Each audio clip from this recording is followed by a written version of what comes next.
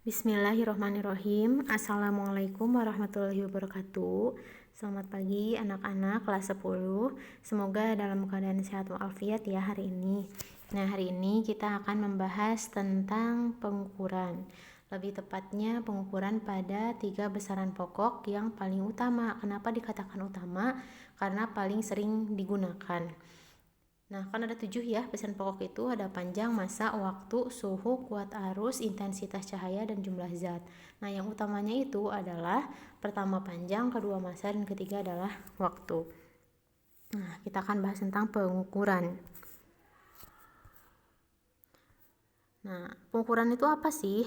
Pengukuran adalah proses membandingkan sesuatu yang diukur dengan sesuatu yang lain, tentunya yang sejenis, yang ditetapkan sebagai satuan. Contoh, kan pada saat dulu itu pasti belum ada yang namanya penggaris ya, atau mistar, itu belum ada meteran, timbangan, belum. Nah, tapi seiring berkembangnya ilmu pengetahuan, nah adalah orang itu pengen tahu kalau misalkan panjang satu meja atau panjang rumah itu cara bikin satuan bakunya gimana. Oh, dibuatlah satuan meter gitu, dibuatlah satuan berat misalkan teh ya, dibuatlah satuan massa dan sebagainya. Nah, itu ada yang ditetapkan sebagai satuannya, jadi sudah ada standarnya. Contoh, kalau mengukur panjang pakai standarnya adalah standar penggaris kalau misalkan yang sederhananya gitu. Kalau misalkan mau ngukur suhu, oh pakai standarnya standar Celcius pada termometer dan sebagainya. Kemudian yang mau diukurnya itu dibandingkan. Jadi di situ kita tahu besaran yang akan kita ukur. Nah, hasil pengukuran itu adalah menghasilkan nilai besaran. Nilai besaran ini mengandung angka taksiran yang menunjukkan adanya ketidakpastian. Ketidakpastian ini dapat bersumber pada alat ukur, proses pengamatan, ataupun lingkungan.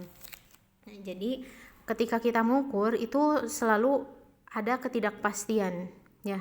Nah, ketidakpastian itu tadi sumbernya dari alat ukur, proses pengamatan, dan lingkungan.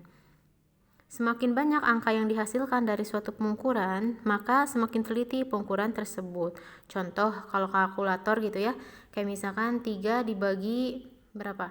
3 dibagi 2,5 misalkan. Nah, 3 bagi 2,5 pakai kalkulator tuh pasti kan 1,078 kan panjang ya kesananya. Nah, itu adalah angkanya kan banyak di belakang koma. Maka semakin banyak itu menunjukkan si hasil pengukuran itu semakin teliti. Alat ukur tadi kita kan akan mengukur 3 besaran yang pokok ya, panjang, massa, dan waktu. Alat ukur panjang itu nanti ada 3. Yang pertama mistar atau penggaris. Dia digunakan untuk mengukur panjang yang berupa garis lurus. Nah, jadi kalau garis lurus bisa pakai mistar. Kalau yang tidak lurus bisa kayak misalkan mengukur lengan, mengukur pinggang, lebar pinggang. Nah, itu yang suka dipakai sama tukang jahit ya, meteran jahitan gitu. Kemudian pada umumnya memiliki ketelitian 1 mm. Nah, jadi ketelitian itu adalah skala terkecil. Skala terkecil pada mistar yang kita punya pada umumnya paling kecil itu bisa mengukur yang ukurannya 1 mm. Paling kecil. Kemudian yang kedua yang lebih canggih lagi adalah jangka sorong. Jangka sorong itu digunakan untuk mengukur diameter luar, diameter dalam, tebal, dan kedalaman benda. Contoh misalkan pada pipa. Nah, pipa itu kan rongga, dalamnya ada rongga ya. Nah, diameter luarnya bisa diukur pakai jangka sorong. Nah, ini gambarnya ya. Kemudian diameter dalam apa? Nah, kita lihat di sini.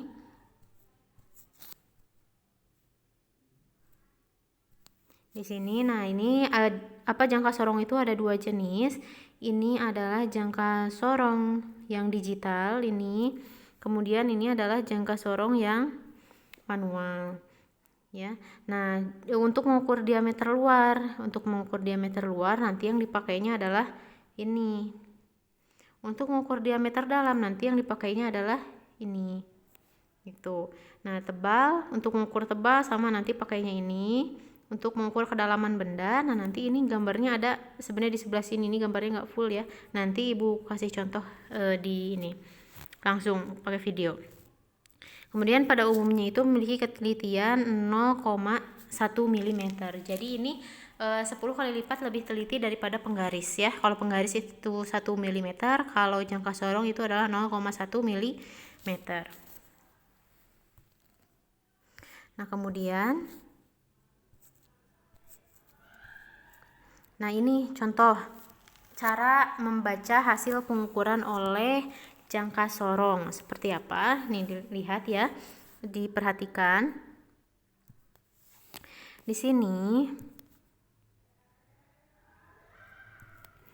ada pertama ya, ini yang namanya ada dalam satuan sentimeter jangka sorongnya 0, 1, 2, 3. Nah, ini yang atas namanya adalah skala utama. Kemudian ini yang bawah ada 0, ada 5, ada 10. Itu namanya adalah skala nonius ya. Jadi yang atas skala utama dan yang bawah itu adalah skala nonius. Nah, gimana cara bacanya? Cara membacanya adalah pertama, lihat ini. Lihat. Ini kita perbesar dulu. Nah, ini dilihat ya, angka 0 yang ada di skala nonius. Ini dilihat nolnya ada di sini kan ya. Nah, nolnya ada di sini. Sekarang kita lihat garis yang ada di atasnya, yang sebelum garis 0 yang ini. Nah, sebelum 0 yang ini itu kan berarti yang ini ya. Nih, yang ini. Ya kan? Yang itu. Nah, ini tuh berapa? Gitu. Ini tuh berapa? Ini berapa? Lihat dari sini. Kalau ini 0, ini 1, berarti ini 0, ini ke sini 0,9, berarti ini 0,8 yang di sini. Berarti kita tulis 0,8. Ya. Nanti ditambah, lihat di sini. Garis yang sekarang tahap yang kedua adalah lihat garis di skala nonius sama skala utama yang sejajar, yang mana? Apakah yang ini, yang ini, yang ini, yang mana? Nah, yang sejajar itu adalah ini. Nah, jadi garis atas dan garis bawahnya itu sejajar. Nah, itu berapa? Kok ini 0, ini 0, ini 1, ini 2, berarti ini 3. Nah, berarti itu adalah 3 dikali skala terkecil dari jangka sorong. Skala terkecil dari jangka sorong itu kan tadi 0,1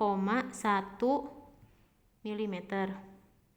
Nah, sementara ini kan dalam sentimeter. Kalau diubah berarti jadi berapa? 0,01 mm. Ya, nah berarti ini 3 dikali 0,01. Oh, salah, ini sentimeter ya, maaf. Bukan milimeter tapi sentimeter. Nah, jadi ini nanti 0,8 ditambah 3 kali 0,01, 0,03. Nah, berapa hasilnya? Maaf. Berapa hasilnya? 0,8 ditambah 0,03 itu adalah 0,83. Nah, satuannya adalah sentimeter. Gitu. Nah, kemudian sekarang coba kalian kerjakan ini ya. Tulis di buku catatannya. Berapakah hasil pengukuran balok menggunakan jangka sorong berikut ini dalam sentimeter? Nah, ini ditulis sama kalian ya. Caranya sama seperti yang tadi. Kita lanjut, sekarang adalah yang ketiga, mikrometer skop. Digunakan untuk mengukur diameter luar dan tebal suatu benda. Memiliki skala terkecil adalah 0,01 mm. Jadi ini yang memiliki skala terkecil paling teliti. Dibandingkan mistar tadi 1 mm, kemudian kemudian jangka sorong 0,1 mm dan mikrometer skop ada 0,01 mm. Jadi ini sangat presisi kalau untuk mengukur sesuatu yang sangat tipis. Nah, ini gambarnya ya. Gitu. Nanti gimana cara pakainya? Nah, nanti itu yang ini digeser-geser, ininya ini bagian ininya diputar, nanti ketika diputar ini bisa geser-geser. Nanti bendanya disimpan di sini. Nah, coba kita sekarang lihat ini ya. Gimana caranya? Nah, ini juga sama. Ada skala utama, ada skala nonius. Nah, yang ini adalah skala utama. Sementara yang ini adalah skala nonius. Skala utamanya ini dalam milimeter. Kalau itu berarti gimana caranya? Nah, ini yang dilihat adalah antara skala utama dan skala nonius harus sejajar. Berarti yang mana? Ini, ya kan? Nah, ini sejajar di sini. Nah, ini terus maaf ke ini. Hapus. Kemudian ini kan ini ya. Nah, yang paling dekat ke skala nonius itu kan yang ini garisnya. Nah, yang itu tuh berapa? Kalau misalkan ini 0, ini 1, 2, 3, ini 4. Nah, berarti yang ada di bawahnya, kalau ini 3 kan ini 3,5, kemudian ini 4, berarti ini 4,5. 4,5. Ini satuannya adalah milimeter. Ditambah, nah nanti garis yang sejajar, yang mana? Yang ini, yang sejajar. Berapa tuh? Kalau ini 45, berarti atasnya 46. Ditambah 46 dikali skala terkecil dari tadi, mikrometer skrup berapa? 0,01. Nah, kenapa nggak diubah ke sentimeter? Karena memang ininya udah dalam milimeter. Berarti nanti ya, kalau kita selesaikan itu jadi 4, itu jadi 4,5 ditambah 46 kali 0,01, berarti 0,46. Nah, berarti berapa? 4,5 ditambah 0,46, 4,96. Ya, ini hasilnya adalah 4,96. Nah, sekarang kita lanjut ya. Berapakah hasil pengukuran menggunakan mikrometer skrup berikut ini dalam milimeter? Sama caranya kayak yang tadi, silahkan kalian kerjakan di buku catatan saja. Kita lanjut ke alat ukur massa. Nah, massa ini alat ukurnya ada yang namanya neraca Ohaus ya. Batas beban yang diperbolehkan dalam menggunakan alat ini adalah 311 gram. Ketelitiannya adalah 0,01 gram. Nah, ini gambarnya, ini adalah neraca Ohaus yang digital, neraca digital. Kemudian ini adalah neraca 2 lengan ya. Kemudian ini neraca 3 lengan, ini yang terakhir. Nah, yang neraca 3 lengan ini adalah neraca yang sering digunakan dalam praktikum fisika, kimia itu, atau mungkin juga biologi. Yang kok ini biasanya di pasar nih yang kayak gini. Kok ini yang lebih canggihnya sekarang ini yang dipakai. Nah, cuman kalau dalam fisika itu biasanya digunakan neraca yang ini. Jadi yang akan dibahas adalah neraca yang Ohaus 3 lengan. Cara membaca skalanya gimana? Gampang. Tadi kan kalau misalkan kita lihat ya, kalau kita lihat sebelumnya itu ada, nah lihat. Jadi nanti si bendanya itu disimpan di sini. Nah, nanti kan ini jadi berat ke sini ya. Nah, biar seimbang itu nanti di sini ada batu-batu gitu. Ada pemberatnya itu bisa digeser-geser ke sini gitu. Pokoknya sampai jadi seimbang. Nah, itu pemberatnya itu ada 3 tingkatan. Nah, nih lihat. Ada 3 tingkatan. Misalkan yang ini, terus yang ini, yang kedua, terus ini yang ketiga.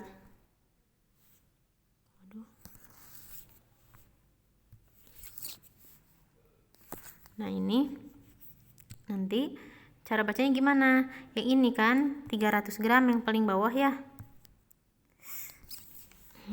Apa sih?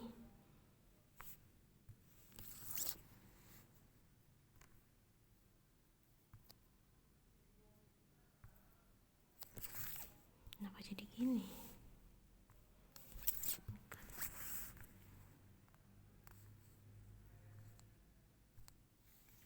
Nah, ini yang bawah kan 300 gram ya. Yang ini adalah 40 gram dan yang ini adalah 5, berapa tuh? 5,8 gram. Jadi tinggal ditambah 300 sama 40 tambah 5,8. Jadi 345,8 gram. Ini cukup mudah ya. Kita lanjut. Ini berapakah hasil pengukuran benda menggunakan deraca 3 lengan berikut ini? Dalam gram ya, dalam gram. Tinggal ditambahkan nanti ini, tambah ini, dan ditambah dengan yang bawah gitu. Nah, yang terakhir adalah alat ukur waktu. Pastinya pakai stopwatch, bukan pakai jam ya. Kalau jam itu untuk melihat sekarang jam berapa, tapi kalau stopwatch itu fungsinya untuk menghitung berapa lama gitu, untuk mengukur lamanya waktu dalam suatu kegiatan. Stopwatch ada 2 jenis, ini adalah stopwatch yang manual, analog. Nah, yang ini adalah stopwatch digital. Udah selesai. Nah, silakan materi-materi yang tadi Ibu jelaskan kalian catat di buku catatan, kemudian pertanyaan-pertanyaannya juga dijawab ya dan dicatat di buku catatan. Kemudian setelah itu kalian buktikan foto catatannya, cukup halaman pertamanya saja untuk di sekolahan.id. Mohon maaf apabila ada kekurangan atau kesalahan dari Ibu. Semoga belajarnya tetap semangat. Terima kasih atas perhatian dan semangat kalian dalam belajar. Assalamualaikum warahmatullahi wabarakatuh.